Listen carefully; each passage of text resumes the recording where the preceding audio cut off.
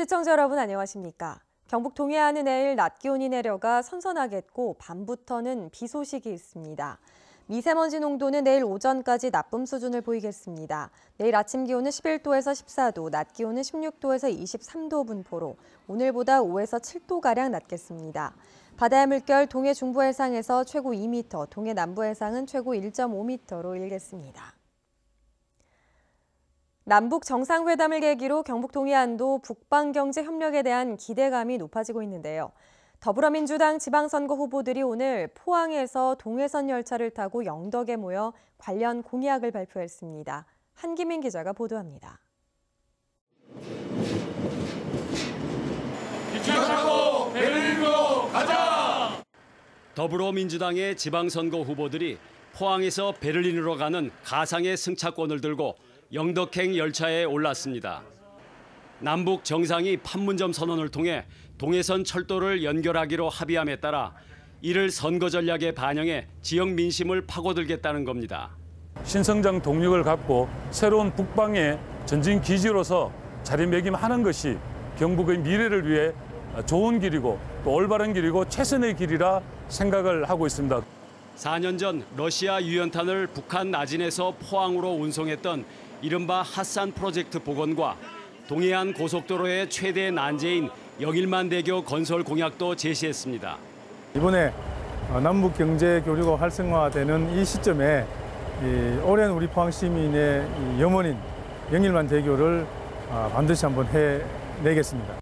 경북 동해안 지역 민주당 후보들은 바다가 보이는 영덕 강구항에 모여 집권 여당의 힘만이 북방 경제협력의 전진기지를 건설할 수 있다고 강조했습니다.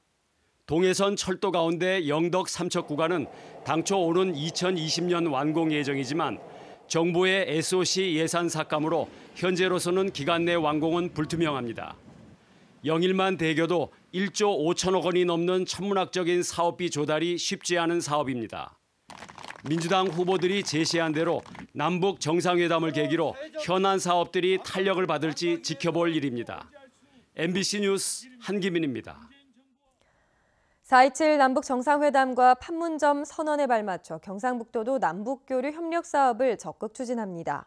판문점 선언에 명시된 동해산 철도와 도로 연결 방침에 따라 동해선 영덕 삼척 구간과 포항 영덕 간 고속도로 건설에 예산을 집중하고 영덕 삼척 간 동해 고속도로 연장도 추진합니다.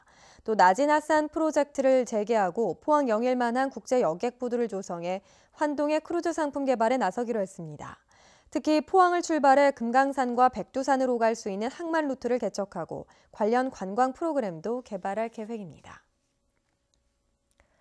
성공적인 남북 정상회담 개최와 관련해 경북교육감 후보들이 환영 논평을 잇따라 내놨습니다. 진보 후보인 이찬규 후보는 정상회담을 계기로 경북교육을 평화통일의 요람으로 만들겠다며 평화통일 교류 활성화 조례 제정과 북한으로의 수학여행 추진을 약속했습니다. 보수 후보인 임종식 후보도 남북 정상회담의 성과를 이어가기 위해 남북교육 교류 협력을 위한 조례 제정과 북한 학생 경주 수학여행 추진을 약속했습니다. 장규열 후보도 기존의 경북 교육을 개선해 이번 남북회담을 계기로 상생과 화합, 조화와 협력을 가르치는 기회로 삼겠다고 제안했습니다.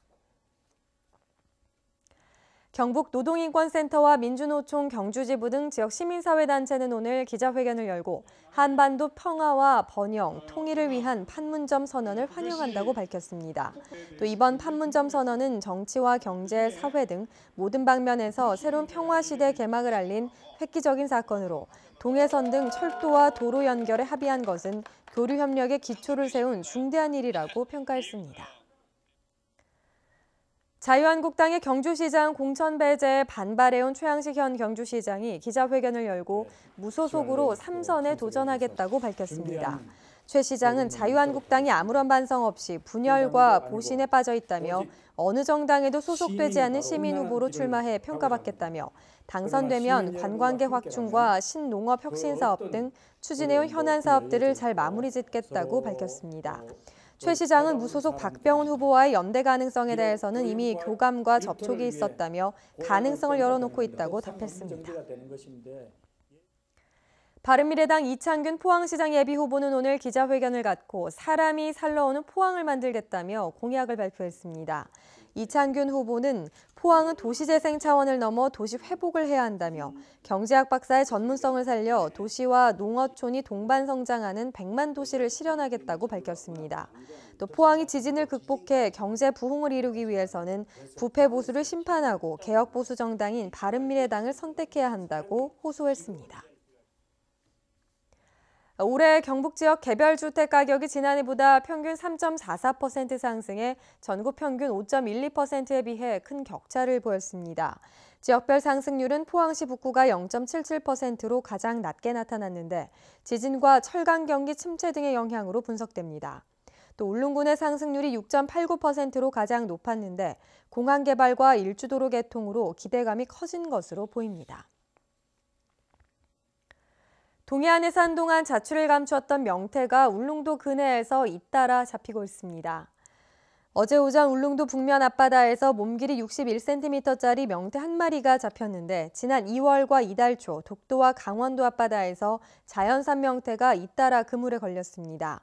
명태는 2000년 이후 자취를 감춰 해양수산부가 어자원 복원 사업을 펴고 있습니다. 경주시는 김유신 장군의 고택으로 알려진 경주 재매정지에서 출토된 비닐 갑옷을 고증을 거쳐 재현했습니다.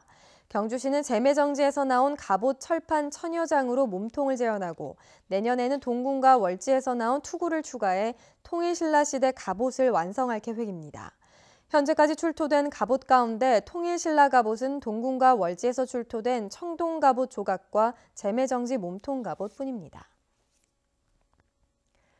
중소벤처기업부 조사 결과 지난해 경북도청의 중소기업 제품 구매 비율은 82.6%로 전국 지자체 평균 89.6%보다 낮은 것으로 나타났습니다. 또 한국수력원자력의 중소기업 제품 구매 비율은 56.5%로 공기업 평균 63.5%보다 크게 낮아 개선이 시급하다는 지적입니다.